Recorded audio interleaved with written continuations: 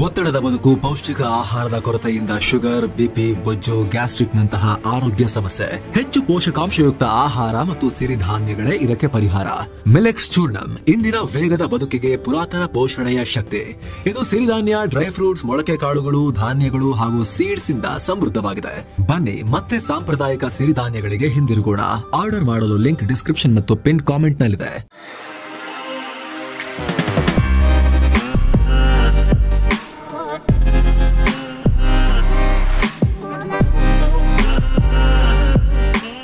Hi friends, ದಿನದ ಎಲ್ಲ ಪ್ರಮುಖ ಸುದ್ದಿಯನ್ನು ನಿಮಗೆ ತಲುಪಿಸೋ mastmaga.comನ ಫುಲ್ ನ್ಯೂಸ್ಗೆ ಸ್ವಾಗತ. ನಾನು ಅಮರ್ ಪ್ರಸಾದ್. ಮೋದಿ ಸರ್ಕಾರದ ಮೇಲೆ ಅಮೆರಿಕದ ವಾಷಿಂಗ್ಟನ್ ಪೋಸ್ಟ್ ದೊಡ್ಡ ಆರೋಪ ಮಾಡಿದೆ. ಸಾಲದ ಸುಳಿಯಲ್ಲಿ ಸಿಲುಕೊಂಡಿದ್ದ ಉದ್ಯಮಿ ಗೌತಮ್ ಅದಾನಿ ಒಡೆತನದ ಅದಾನಿ ಗ್ರೂಪ್ಗೆ ಕೇಂದ್ರ ಸರ್ಕಾರ ಹಣ ಸಹಾಯ ಮಾಡಿದೆ. ಅದಕ್ಕಾಗಿ ಕಳೆದ ಮೇನಲ್ಲಿ ಭಾರತ ಸರ್ಕಾರ ದೊಡ್ಡ ಪ್ಲಾನ್ ಮಾಡಿತ್ತು.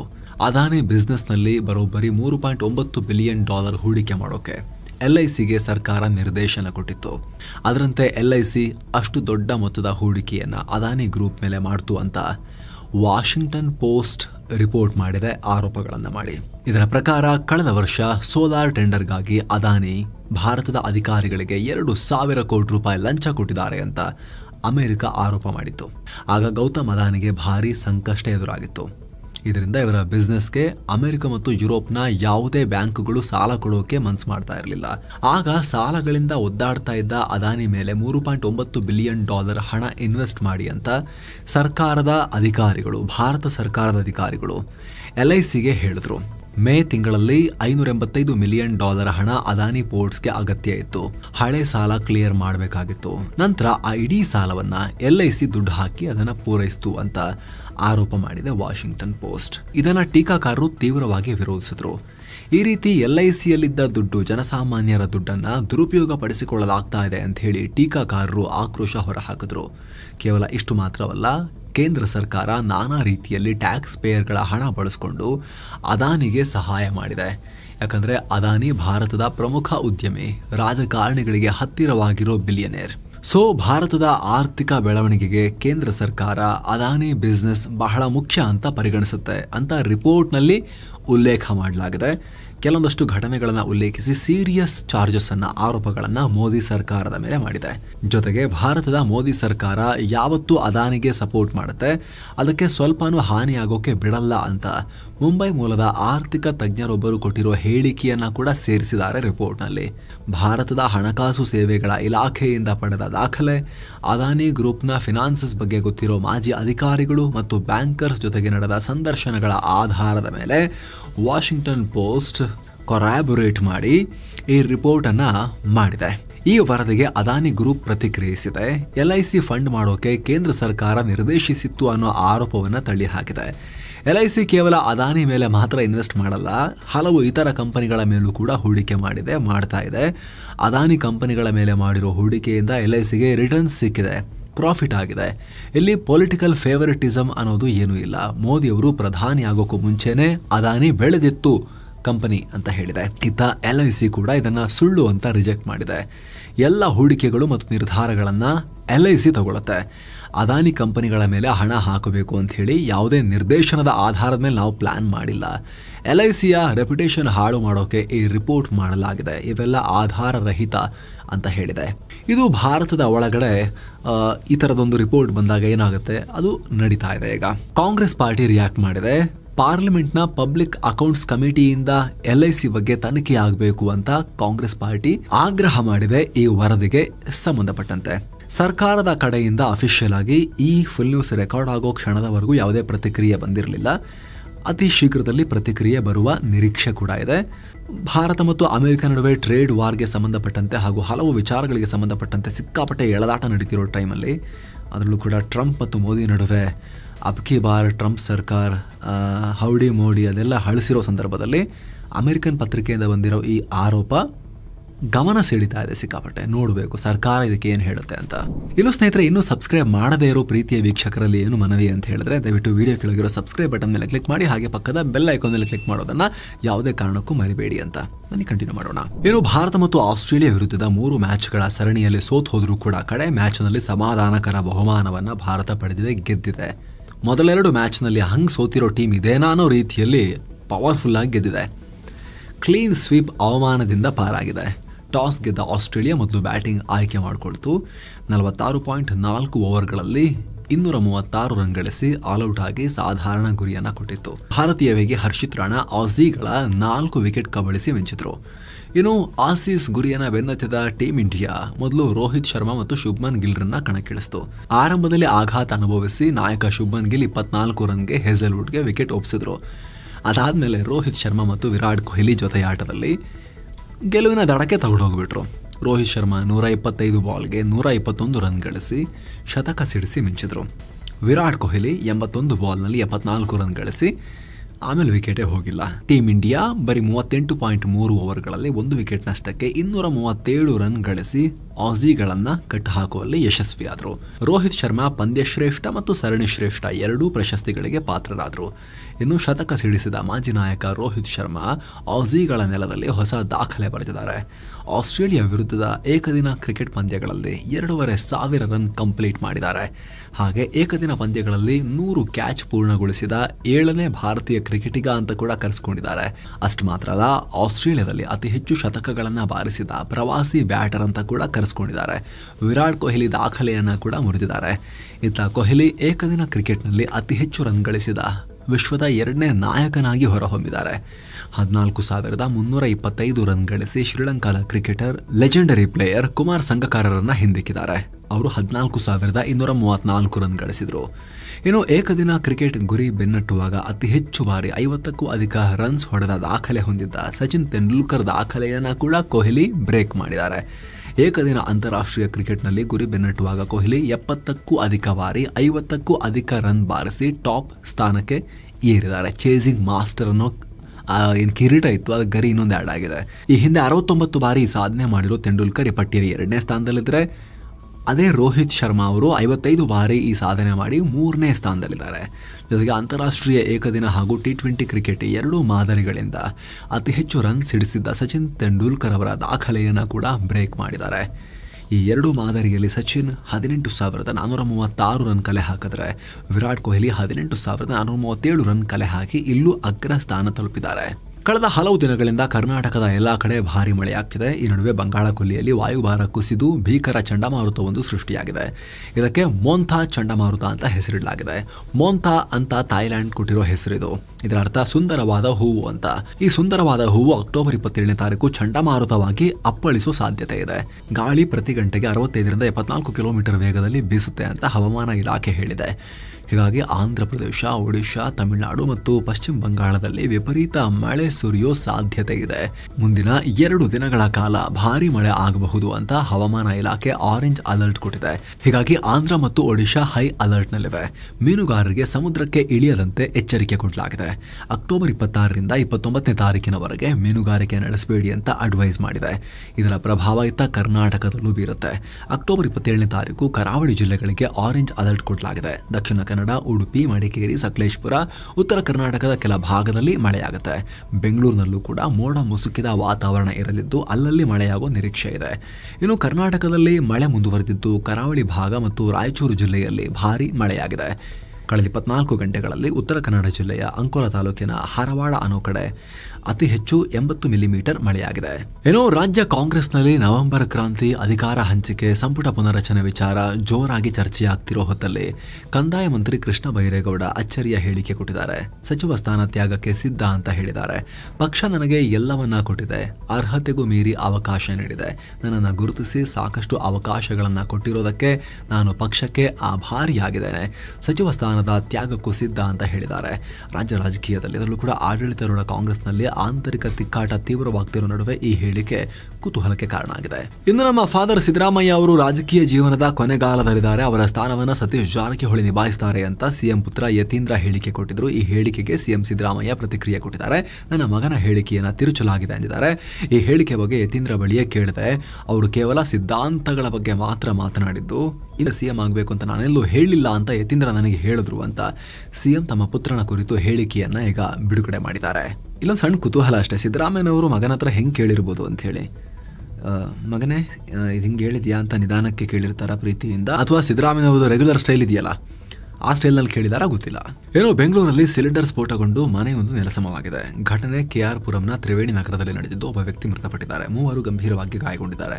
ಅಲ್ಲದೆ ಅಕ್ಕಪಕ್ಕದ ಮನೆಗಳಿಗೂ ಇದರಿಂದ ಹಾನಿಯಾಗಿದ್ದು ಸ್ಫೋಟಕ್ಕೆ ಕಾರಣ ಏನು ಅಂತ ತಿಳಿದು ಬಂದಿಲ್ಲ. ಸದ್ಯ ಪೊಲೀಸರು ಸ್ಥಳಕ್ಕೆ ಆಗಮಿಸಿ ತನಿಖೆ ನಡೆಸ್ತಾ ಇದ್ದಾರೆ. ಇನ್ನು ಸ್ನೇಹಿತರೆ, ಉತ್ತಮ ಗುಣಮಟ್ಟದ ಜೀವನಕ್ಕೆ ಅವಶ್ಯಕವಾಗಿರೋ ಬೇಕಾಗಿರೋ ವ್ಯಾಲ್ಯೂ ಅಡಿಷನ್ ಮಾಡುವ ನಮ್ಮ ಮೆಂಬರ್ಸ್ ಓನ್ಲಿ ವಿಡಿಯೋಗಳನ್ನ ನೋಡೋಕೆ ಹಾಗೂ ಮೆಂಬರ್ ಓನ್ಲಿ ಲೈವ್ ಇಂಟರಾಕ್ಷನ್ ಅಲ್ಲಿ ಪಾಲ್ಗೊಳ್ಳೋಕೆ ನೀವು ಕೂಡ ಮಸ್ತ್ಮಗ ಪ್ರೀಮಿಯಂ ಮೆಂಬರ್ಶಿಪ್ ಅನ್ನ ಕನ್ಸಿಡರ್ ಮಾಡಬಹುದು. ವಿಡಿಯೋಗಳಾಗಿರೋ ಜಾಯಿನ್ ಬಟನ್ ಮೂಲಕ ಆಂಡ್ರಾಯ್ಡ್ ಯೂಸರ್ಸ್ ಡೈರೆಕ್ಟ್ಲಿ ಅಲ್ಲೇ ಜಾಯಿನ್ ಆಗ್ಬೋದು. ಹಾಗೆ ಆಪಲ್ ಯೂಸರ್ಸ್ಗೆ ನಾವು ಡಿಸ್ಕ್ರಿಪ್ಷನ್ ಮತ್ತು ಪಿನ್ ಮಾಡಿರೋ ಕಾಮೆಂಟ್ನಲ್ಲಿ ಪ್ರತ್ಯೇಕವಾಗಿ ಲಿಂಕ್ ಅನ್ನು ಕೊಟ್ಟಿರ್ತೀವಿ. ಮೆಂಬರ್ಶಿಪ್ ಲಿಂಕ್ ಅಂತ ಮೆನ್ಷನ್ ಮಾಡಿ ಕೊಟ್ಟಿರ್ತೀವಿ ನೋಡಿ, ಸೆಕೆಂಡ್ ಲಿಂಕ್. ಅಲ್ಲಿಗೆ ಹೋಗಿ ನೀವು ಅದ್ರ ಮೇಲೆ ಕ್ಲಿಕ್ ಮಾಡಿ ಸಫಾರಿ ಬ್ರೌಸರ್ಗೆ ಹೋಗಿ ಆಪಲ್ ಯೂಸರ್ಸ್ ಅಲ್ಲಿಂದ ಜಾಯಿನ್ ಆಗ್ಬೋದು. ಆ ಮೂಲಕ ಆಪ್ ಸ್ಟೋರ್ನ ಎಕ್ಸ್ಟ್ರಾ ಚಾರ್ಜಸ್ ಅನ್ನ ಅವಾಯ್ಡ್ ಮಾಡಬಹುದು. ಸ್ನೇಹಿತರೆ, ಈ ಮಸ್ತ್ಮಗ ಪ್ರೀಮಿಯಂ ಮೆಂಬರ್ಶಿಪ್ ನಲ್ಲಿ ನಾವು ಉತ್ತಮ ಗುಣಮಟ್ಟದ ಮೆಂಬರ್ ಓನ್ಲಿ ವಿಡಿಯೋಸ್, ಜೀವನಕ್ಕೆ ವ್ಯಾಲ್ಯೂ ಆಡ್ ಮಾಡಬಹುದಾದ ವಿಡಿಯೋಸ್ ರೆಗ್ಯುಲರ್ ಆಗಿ ನಾವು 10 ಸಂಖ್ಯೆಯಲ್ಲಿ ಆಲ್ರೆಡಿ ಪಬ್ಲಿಷ್ ಆಗಿ ಹೋಗಿದಾವೆ, ರೆಗ್ಯುಲರ್ ಆಗಿ ಪಬ್ಲಿಷ್ ಆಗ್ತಾ ಇದಾವೆ. ಹಾಗೆ ಕಾಲಕಾಲಕ್ಕೆ ಲೈವ್ ಇಂಟರಾಕ್ಷನ್ಸ್ ಕೂಡ ಇಟ್ಕೊಂಡಿದೀವಿ. ಕಳೆದ ಶನಿವಾರ ನಾವು ಮೊದಲ ಮೆಂಬರ್ಸ್ ಓನ್ಲಿ ಲೈವ್ ನಡೆಸಿದೀವಿ. ಸೊ ನಿಮಗೆ ಇದರಲ್ಲಿ ಆಸಕ್ತಿ ಇದ್ರೆ, ನಮ್ಮ ವರ್ಕ್ ಅಲ್ಲಿ ವ್ಯಾಲ್ಯೂ ಕಾಣಿಸ್ತಾ ಇದ್ರೆ, ದಿನಕ್ಕೆ 97 ಪೈಸೆ ಚೇಂಜ್ ಕಾಸ್ಟ್ ಆಗುತ್ತೆ, ಇಡೀ ತಿಂಗಳಿಗೆ 29 ರೂಪಾಯಿ ಕಾಸ್ಟ್ ಆಗುತ್ತೆ. ಆಸಕ್ತರು ಕನ್ಸಿಡರ್ ಮಾಡಬಹುದು. ಸ್ನೇಹಿತರೆ, ನಿಮ್ಮ ಗಮನಕ್ಕಿರಲಿ, ಆ ಮೆಂಬರ್ ಓನ್ಲಿ ಕಾಂಟೆಂಟ್ಗಳಲ್ಲಿ ನಾವು ಯಾವುದೇ ನಮ್ಮ ಕಡೆಯಿಂದ, ನಮ್ಮ ಚಾನಲ್ ಕಡೆಯಿಂದ ಆ್ಯಡ್ಗಳನ್ನು ಇಂಟಿಗ್ರೇಟ್ ಮಾಡ್ತಾ ಇಲ್ಲ. ಯಾವುದೇ ರೀತಿಯ ಲಿಂಕ್ಸ್ ಆಗಿರ್ಬೋದು ಅಥವಾ ಪ್ರಾಡಕ್ಟ್ಸ್ ಆಗಿರ್ಬೋದು ಅಥವಾ ಯಾವುದೇ ಬ್ರ್ಯಾಂಡ್ಸ್ ಆಗಿರ್ಬೋದು, ನಾವು ಅದರಲ್ಲಿ ಇಂಟಿಗ್ರೇಟ್ ಮಾಡ್ತಾ ಇಲ್ಲ. ನಮ್ಮ ಕಡೆಯಿಂದ ಯಾವುದೇ ಎಕ್ಸ್ಟ್ರಾ ಆ್ಯಡ್ಗಳನ್ನು ಹಾಕದೆ ಪ್ಯೂರ್ ಕಾಂಟೆಂಟ್ ಎಕ್ಸ್ಪೀರಿಯನ್ಸ್ ಕೊಡೋ ಪ್ರಯತ್ನವನ್ನು ಅಲ್ಲಿ ನಡೆಸ್ತಾ ಇದ್ದೀವಿ. ಆಸಕ್ತರು ಕನ್ಸಿಡರ್ ಮಾಡಬಹುದು. ಬನ್ನಿ ಕಂಟಿನ್ಯೂ ಮಾಡೋಣ. ಬೆಂಗಳೂರಿನ ರಸ್ತೆ ಗುಂಡಿಗಳಿಗೆ ಇನ್ನೊಂದು ಬಲಿಯಾಗಿದೆ. ನೆಲಮಂಗಲದಲ್ಲಿ ಟೆಕ್ಕಿಯೊಬ್ಬರು ಅಪಘಾತದಲ್ಲಿ ಮೃತಪಟ್ಟಿದ್ದಾರೆ. ಬೆಂಗಳೂರಿನ 26 ವರ್ಷದ ಪ್ರಿಯಾಂಕಾ ಅನ್ನೋ ಯುವತಿ ಮೃತಪಟ್ಟಿದ್ದಾರೆ. ತನ್ನ ಸಹೋದರನೊಂದಿಗೆ ಬೈಕ್ ಪ್ರಯಾಣ ಮಾಡಬೇಕಾದ್ರೆ ಗುಂಡಿ ತಪ್ಪಿಸೋಕೆ ಹೋಗಿ ಇಬ್ರು ಕೆಳಗೆ ಬಿದ್ದಿದ್ರು. ಆಗ ಪ್ರಿಯಾಂಕಾ ಮೃತಪಟ್ಟರು. ಬೈಕ್ ಸವಾರ ಹೆಲ್ಮೆಟ್ ಧರಿಸಿದ್ದ ಕಾರಣ ಪ್ರಾಣಾಪಾಯದಿಂದ ಬಚಾವಾಗಿದ್ದಾರೆ. ಸ್ನೇಹಿತರೆ, ದಯವಿಟ್ಟು ಹೆಲ್ಮೆಟ್ ಧರಿಸಿ. ಇಲ್ಲಿಂದ ಒಂದು ಅರ್ಧ ಕಿಲೋಮೀಟರ್ ಆದ್ರೂ ಪರವಾಗಿಲ್ಲ ಅಥವಾ 50 ಕಿಲೋಮೀಟರ್ ಆದ್ರೂ ಪರವಾಗಿಲ್ಲ, ಡಸಂಟ್ ಮ್ಯಾಟರ್. ಬೈಕ್ ಮೇಲೆ ಹತ್ತುತ್ತಾ ಇದೀರಿ ಅಂತ ಹೇಳಿದ್ರೆ ಚೂರು 20 ಮೀಟರ್ ಮೂವ್ ಆಗೋಕ್ಕೂ ಕೂಡ ನೀವು ಹೆಲ್ಮೆಟ್ ಧರಿಸಿ. ಬೈಕ್ ಸೇಫ್ ಟ್ರಾನ್ಸ್ಪೋರ್ಟೇಷನ್ ಮೆಥಡ್ ಅಲ್ಲ. 2 ಚಕ್ರದಲ್ಲಿ ಹೋಗುತ್ತೆ. ಬ್ಯಾಲೆನ್ಸ್ ತಪ್ಪಿ ಬಿದ್ದರೆ ತಲೆ ಕಬ್ಬಣ ಏನಲ್ಲ, ಅದು ಜಸ್ಟ್ ಹಿಂಗೆ ಬಿದ್ದರೂ ಸಾಕು, ಯಾರು ಗುದ್ದಬೇಕಂತನೂ ಇಲ್ಲ, ಬುರುಡೆ ಓಪನ್ ಆಗುತ್ತೆ. ದಯವಿಟ್ಟು ಸ್ನೇಹಿತರೆ, ಬೈಕ್ ಹತ್ತೋರು ಹೆಲ್ಮೆಟ್ ಧರಿಸಿನೇ ಹತ್ತಿ. ಎಷ್ಟು ಶಾರ್ಟ್ ಡಿಸ್ಟೆನ್ಸ್ ಆದರೂ ಪರವಾಗಿಲ್ಲ, ಕೊತ್ತಂಬರಿ ಸೊಪ್ಪು ತರಕ್ಕೆ ಹೋಗೋದಾದರೂ ಕೂಡ ಹೆಲ್ಮೆಟ್ ಧರಿಸಿನೇ ಹೋಗಿ. ಸ್ನೇಹಿತರೆ, ಅಸ್ಸಾಂನಲ್ಲಿ ದೊಡ್ಡ ನಕ್ಸಲ್ ಕಾರ್ಯಾಚರಣೆಯಾಗಿದೆ. ಇತ್ತೀಚೆಗಷ್ಟೇ ಅಸ್ಸಾಂನ ಕೊಕ್ರಜಾರ್ ಜಿಲ್ಲೆಯ ರೈಲ್ವೆ ಹಳಿಯಲ್ಲಿ ಸುಧಾರಿತ ಸ್ಫೋಟಕ ಇಟ್ಟು ಉಡಾಯಿಸಲಾಗಿತ್ತು. ಈ ದಾಳಿಯಲ್ಲಿ ಭಾಗಿಯಾಗಿದ್ದ ಶಂಕಿತ ನಕ್ಸಲ್ನನ್ನ ಹೊಡೆದುರುಳಿಸಲಾಗಿದೆ. ಅಪಿಲ್ ಮುರ್ಮು ಅಲಿಯಾಸ್ ರೋಹಿತ್ ಮುರ್ಮು ಅಂತ ಗುರುತಿಸಲಾಗಿದೆ. ಅಸ್ಸಾಂನ ನಂದನ್ಗುರಿ ಏರಿಯಾದಲ್ಲಿ ನಕ್ಸಲ್ ಗುಂಪು ಅವಿತಿರೋದ್ರ ಬಗ್ಗೆ ಗುಪ್ತಚರ ಮಾಹಿತಿ ಇತ್ತು. ಆ ಪ್ರದೇಶಕ್ಕೆ ಪೊಲೀಸರು ಹೋಗ್ತಾ ಇದ್ದ ಹಾಗೆ ನಕ್ಸಲರು ಗುಂಡು ಹಾರಿಸೋಕೆ ಶುರು ಮಾಡಿದ್ರು. ಆವಾಗ ಈ ಚಕಮಕಿಯಾಗಿ ಹೊಡೆದುರುಳಿಸಲಾಗಿದೆ. ಈ ಕಾರ್ಯಾಚರಣೆ ವೇಳೆ ಭಾರಿ ಪ್ರಮಾಣದ ಶಸ್ತ್ರಾಸ್ತ್ರಗಳನ್ನ ಕೂಡ ವಶಕ್ಕೆ ಪಡೆಯಲಾಗಿದೆ. ದೇಶದಲ್ಲಿ ಒಂದ್ ಕಡೆ ನಕ್ಸಲರು ಶರಣಾಗ್ತಾ ಇದ್ರೆ, ಇನ್ನೊಂದ್ ಕಡೆ ನಕ್ಸಲರ ದಾಳಿಗಳು ಕೂಡ ಕಂಟಿನ್ಯೂ ಆಗಿವೆ. ಇದೀಗ ಛತ್ತೀಸ್ಗಢದ ಬಿಜಾಪುರ ಜಿಲ್ಲೆಯ ನೆಲಾ ಕಂಕೇರ್ ಗ್ರಾಮದ 2 ನಿವಾಸಿಗಳನ್ನ ನಕ್ಸಲರು ಹತ್ಯೆ ಮಾಡಿದ್ದಾರೆ. ಇವ್ರನ್ನ ರವಿ ಕಟ್ಟಂ ಮತ್ತು ತಿರುಪತಿ ಸೋದಿ ಅಂತ ಗುರುತಿಸಲಾಗಿದೆ. ಇದೇ ಛತ್ತೀಸ್ಗಢದ ಬಸ್ತರ್ ಪ್ರದೇಶದಲ್ಲಿ ಭದ್ರತಾ ಪಡೆಗಳು ನಕ್ಸಲ್ ವಿರೋಧಿ ಕಾರ್ಯಾಚರಣೆ ನಡೆಸ್ತಾ ಇದ್ದ ಹೊತ್ತಲ್ಲೇ ನಕ್ಸಲರು ಈ ದಾಳಿ ಮಾಡಿದ್ದಾರೆ.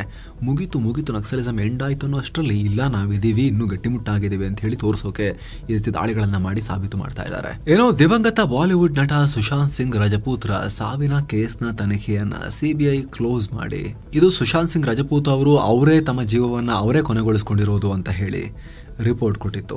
ಇದೀಗ ಕ್ಲೋಜರ್ ರಿಪೋರ್ಟ್ ನಲ್ಲಿರುವ ಅಂಶಗಳು ರಿವೀಲ್ ಆಗಿವೆ. ಇದರಲ್ಲಿ ಸುಶಾಂತ್ ಸಿಂಗ್ರ ಗೆಳತಿ ರಿಯಾ ಚಕ್ರವರ್ತಿಗೆ ಕ್ಲೀನ್ ಚಿಟ್ ಕೊಡಲಾಗಿದೆ.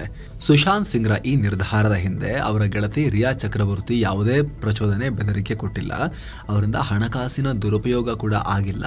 ಇದು ಸುಶಾಂತ್ ಸಿಂಗ್ ಅವರು ಅವರೇ ಅವರ ಜೀವವನ್ನ ಕೊನೆಗೊಳಿಸಿಕೊಂಡಿರೋದು. ಇವರು ಈ ರೀತಿ ಮಾಡ್ಕೊಳ್ಳೋಕು 6 ದಿನಗಳ ಮುನ್ನ ರಿಯಾ ಚಕ್ರವರ್ತಿ ಸುಶಾಂತ್ ಸಿಂಗ್ರ ಅಪಾರ್ಟ್ಮೆಂಟ್ ನಿಂದ ಹೋಗಿದ್ರು. 2020 ಜೂನ್ 8ರಿಂದ 14ರವರೆಗೆ, ಅಂದ್ರೆ ಜೂನ್ 14 ಸುಶಾಂತ್ ಸಿಂಗ್ ಈ ರೀತಿ ಮಾಡ್ಕೊಂಡ ದಿನ. ಅಲ್ಲಿವರೆಗೆ ರಿಯಾ ಮತ್ತು ಸುಶಾಂತ್ ನಡುವೆ ಯಾವುದೇ ಮಾತುಕತೆನೂ ಆಗಿಲ್ಲ ಅಂತ ಸಿಬಿಐ ಹೇಳಿದೆ. ಹೀಗೆ ತನ್ನ ತನಿಖಾ ವರದಿಯಲ್ಲಿ ಹಲವು ಅಂಶಗಳನ್ನ ಉಲ್ಲೇಖಿಸಿದೆ. ಇನ್ನು ಈ ಸಿಬಿಐನ ತನಿಖಾ ವರದಿಯನ್ನ ಸುಶಾಂತ್ ಸಿಂಗ್ರ ಕುಟುಂಬ ಅಪೂರ್ಣ ಅಂತ ಕರೆದಿದೆ. ಇದನ್ನ ಒಪ್ಪಲ್ಲ, ಈ ವರದಿಯನ್ನ ಕೋರ್ಟ್ ನಲ್ಲಿ ಪ್ರಶ್ನೆ ಮಾಡ್ತೀವಿ ಅಂತ ಹೇಳಿದೆ.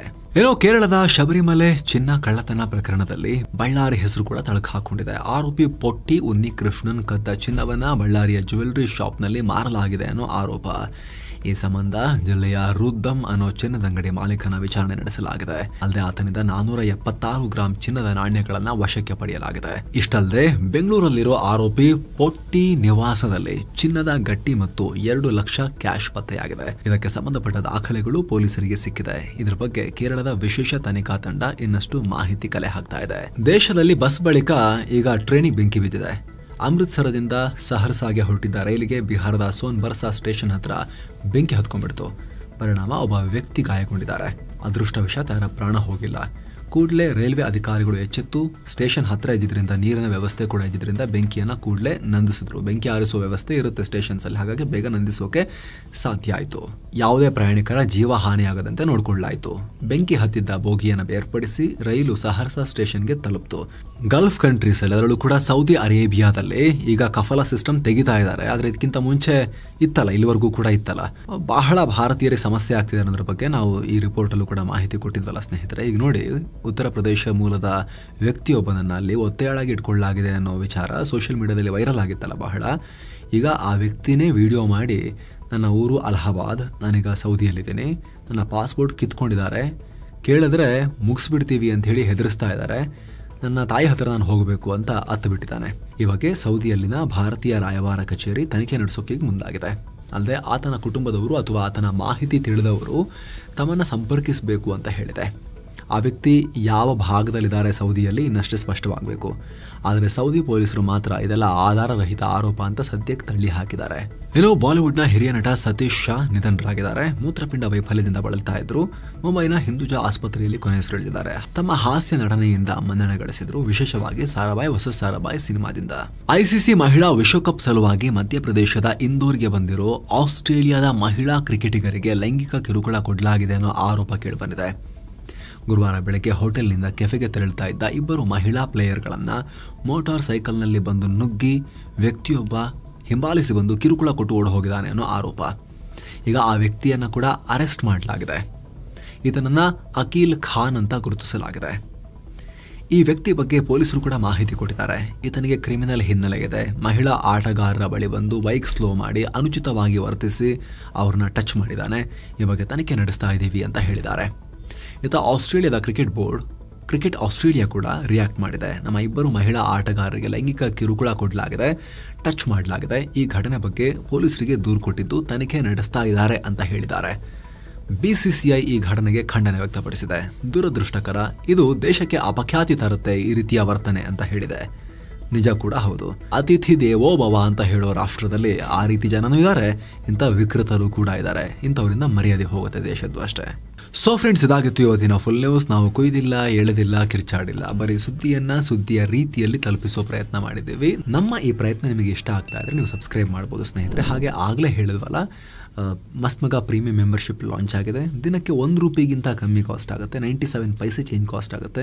ಎಂಟೈರ್ ಮಂತ್ಗೆ ₹29. ಸಾಕಷ್ಟು ಉತ್ತಮ ಗುಣಮಟ್ಟದ ವಿಡಿಯೋಸ್, ಮೆಂಬರ್ ಓನ್ಲಿ ಎಕ್ಸ್ಕ್ಲೂಸಿವ್ ವಿಡಿಯೋಸಲ್ಲಿ ಪಬ್ಲಿಷ್ ಆಗ್ತಾ ಇದ್ದಾವೆ, ನಿರಂತರವಾಗಿ ಆಗ್ತಾ ಇದ್ದಾವೆ. ಹಲವಾರು ವಿಡಿಯೋಸ್ ಆಲ್ರೆಡಿ ಪಬ್ಲಿಷ್ ಆಗಿದ್ದಾವೆ. ಹಾಗೆ 2ನೇ ಮೆಂಬರ್ಸ್ ಓನ್ಲಿ ಲೈವ್ ಕೂಡ ಆಲ್ರೆಡಿ ಇಂಟರಾಕ್ಷನ್ ಮೆಂಬರ್ಸ್ ಜೊತೆಗೆ ಆಗಿದೆ. ನಿಮಗೆ ನಮ್ಮ ವರ್ಕಲ್ಲಿ ವ್ಯಾಲ್ಯೂ ಕಾಣಿಸ್ತಾ ಇದ್ರೆ ನೀವು ಅದನ್ನು ಕನ್ಸಿಡರ್ ಮಾಡಬಹುದು ಸ್ನೇಹಿತರೆ. ವಿಡಿಯೋ ಕೆಳಗಿರೋ ಜಾಯಿನ್ ಬಟನ್ ಮೂಲಕ ಆಂಡ್ರಾಯ್ಡ್ ಯೂಸರ್ಸ್, ಆಪಲ್ ಯೂಸರ್ಸ್ಗೆ ಡಿಸ್ಕ್ರಿಪ್ಷನಲ್ಲಿ ಪಿನ್ ಮಾಡಿರೋ ಕಾಮೆಂಟ್ನಲ್ಲಿ ಪ್ರತ್ಯೇಕ ಲಿಂಕ್ ಇದೆ. ಅವರು ಅದರ ಮೇಲೆ ಕ್ಲಿಕ್ ಮಾಡಿ ಸಫಾರಿ ಬ್ರೌಸರಲ್ಲಿ ಹೋಗಿ ಜಾಯಿನ್ ಆದರೆ ಅವರಿಗೆ ಎಕ್ಸ್ಟ್ರಾ ಆ್ಯಪಲ್ ಆ್ಯಪ್ ಸ್ಟೋರ್ನ ಫೀಸ್ ಇನ್ನೊಂದು ₹20 ಅವ್ರು ಆ್ಯಡ್ ಮಾಡ್ತಾರೆ 29 ಮೇಲೆ. ಅದು ತಪ್ಪತ್ತೆ, 29 ಸಿಗುತ್ತೆ. ಸೊ ಆಸಕ್ತರು ಕನ್ಸಿಡರ್ ಮಾಡ್ಬೋದು. ನಿಮ್ಮ ಗಮನಕ್ಕಿರಲಿ, ಆ ಮೆಂಬರ್ಸ್ ಓನ್ಲಿ ಕಾಂಟೆಂಟ್ನಲ್ಲಿ ನಾವು ಯಾವುದೇ ಆ್ಯಡನ್ನು ನಮ್ಮ ಕಡೆಯಿಂದ, ಯಾವುದೇ ಲಿಂಕ್ಸ್, ಯಾವುದೇ ಪ್ರಾಡಕ್ಟ್ ಇಂಟಿಗ್ರೇಷನ್, ಬ್ರ್ಯಾಂಡ್ ಇಂಟಿಗ್ರೇಷನ್ ನಾವು ನಡೆಸ್ತಾ ಇಲ್ಲ. ಪ್ಯೂರ್ ಕಾಂಟೆಂಟ್ ಎಕ್ಸ್ಪೀರಿಯನ್ಸ್ ಅನ್ನು ಅಲ್ಲಿ ಕೊಡೋ ಪ್ರಯತ್ನ ನಡೆಸ್ತಾ ಇದ್ದೀವಿ. ಆಸಕ್ತರು ಕನ್ಸಿಡರ್ ಮಾಡ್ಬೋದು. Thank you so much. ಮತ್ತೆ ಭೇಟಿ ಆಗ್ತಿರೋಣ. ನಮಸ್ತೆ.